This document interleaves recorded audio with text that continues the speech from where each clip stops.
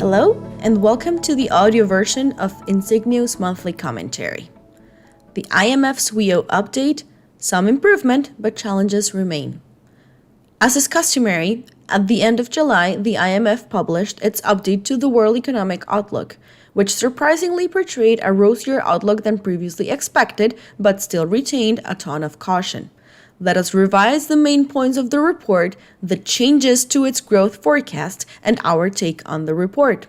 Firstly, the IMF highlighted that it now expects global growth to be 3% in 2023 and 2024, a slight increase from its previous April estimate, but still considered weak by historical standards.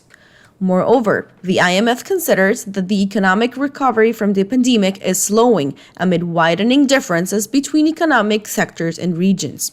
Global economic activity was resilient during the first quarter of the year, with that resilience stemming from the services sector. Still, the entity believes that the tilt toward services is about to be completed in advanced economies, while it accelerated in several emerging and developing economies during that period, which leaves limited scope for further acceleration. On another note, the IMF stressed that non-services sectors had shown weakness, with high-frequency indicators pointing to a broader slowdown in activity for the second quarter. Against this backdrop of softer demand, weak productivity, and a more challenging financial environment, companies have reduced their capex investments in major economies. On the inflation front, the fund highlighted that the variable remains high and with a divergent descent across economies and inflation measures. Against a backdrop of gas inventory buildup in Europe and weaker demand in China, we have seen energy and food prices coming off from their 2022 peaks but remain elevated. Meanwhile, core inflation has declined more gradually and remains above most central banks' targets. Therefore, several major central banks have stated their need to implement an even tighter monetary policy. Regarding the U.S. debt ceiling standoff and the spring banking crisis in the U.S. and Switzerland, the IMF considered that the crisis had remained contained.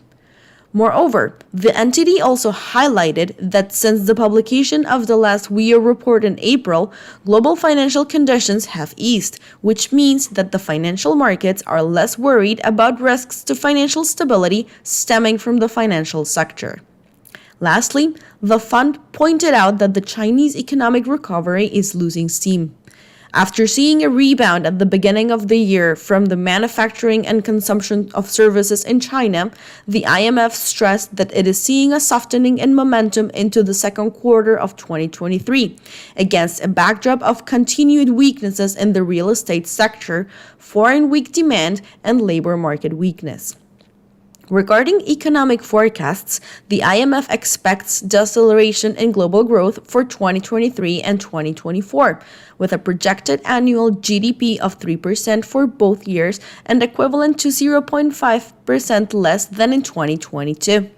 The new forecast for 2023 is above the IMF's previous April projections, but the figures remain below the historical average across broad income groups. Furthermore, the fund considers that global growth bottomed out in 4Q22, but for some major economies, it is not expected to do so before the second half of 2023. For the economies we focus on, it is relevant to highlight the improvement in the U.S. growth projection for 2023 on the back of resilient consumption growth in the first quarter. Nonetheless, the IMF stressed that it does not expect the momentum of consumption growth to last. Meanwhile, the fund left the euro area forecast relatively unchanged but stressed that Germany's weakness in manufacturing output and economic contraction observed in the first quarter of 2023 have led to a negative economic growth expectation for the whole year. In the case of Japan, the fund performed a slight upward revision due to pent-up demand and accommodative policies that should support growth in 2023. But once the stimuli fade in 2024, growth is expected to slow. For China, the IMF stated that even if its growth forecast for 2023 and 2024 remained unchanged, Chinese investment underperformed versus expectations due to the real estate downturn observed in the country. Lastly, for Latin America and the Caribbean, the IMF highlighted that the rapid growth observed in the region during 2022 after the pandemic reopening was fading, but the 2023 forecasts included a better perspective for Brazil and Mexico. The IMF expects global inflation to fall steadily in 2023 and 2024, but will remain above pre-pandemic levels. Moreover, even if the fund recognizes that the tighter monetary policy will weigh in on inflation, it estimates that the main reason for its decrease will be the decline in international commodity prices. Meanwhile, core inflation is expected to decline more gradually.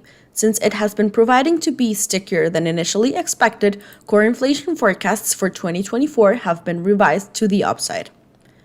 Even if the growth perspective portrayed in this July edition of the WEO was more positive than last quarter, the IMF highlighted several risks to its outlook. In terms of upside risks for global growth, the fund stated that inflation could decrease faster than expected, and together with a decline in job vacancies, could reduce the need for tighter monetary policy, thus allowing a soft landing to take place. Other upside risks could stem from consumers utilizing the remainder of their savings and sustaining consumption momentum, and additional, stronger policy support in China. However, these last two risks could reignite inflation and inflation pressures while jeopardizing the inflation taming process that has been underway. Regarding downside risks, the fund highlighted a potential persistence in inflation, a repricing in the monetary policy expectations that could tighten financial conditions, China's recovery underperforming, and a deeper geo-economic fragmentation. Lastly, the IMF considered that the main priority across countries is to achieve sustained disinflation while ensuring financial stability. This underpins the need for central banks to remain focused on restoring price stability while strengthening financial supervision and risk monitoring. When comparing the IMF's projections to our estimates released in our latest quarterly call, it felt reassuring to see our forecast pointing in the same direction.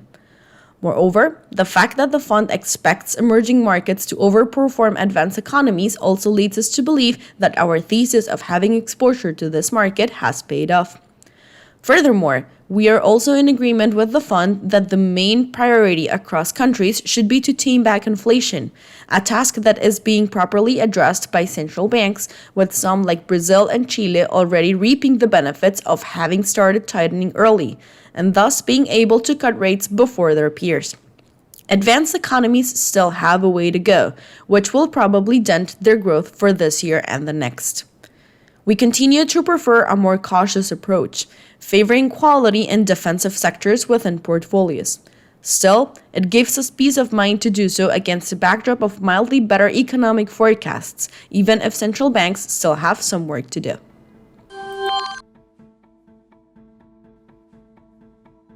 Insignia Financial Group, LLC comprises a number of operating businesses engaged in the offering of brokerage and advisory products and services in various jurisdictions, principally in Latin America. Brokerage products and services are offered through Insignia International Financial Services, LLC, headquartered in Puerto Rico, and through Insignia Securities, LLC, headquartered in Miami. Both are members of the Financial Industry Regulatory Authority, FINRA, and Securities Investors Protection Corporation, SIPC. Investment advisory products and services are offered through Insignia Advisory Services, LLC, an investment advisor registered with the Securities and Exchange Commission. In Uruguay, advisory services are offered through Insignia International Asesores de Inversión Uruguay, SA, Insignia Asesores de Inversión Latam, SRL, and Insignia Asesores de Inversión de Uruguay, SRL, in Argentina, and through Insignia Argentina, SAU, and in Chile through Insignia Asesorías Financieras, SPA.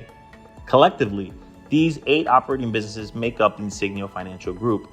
To learn more about the broker-dealers, including their conflicts of interest and compensation practices, please go to https://insignia.com/disclosures/ or via www.finra.org.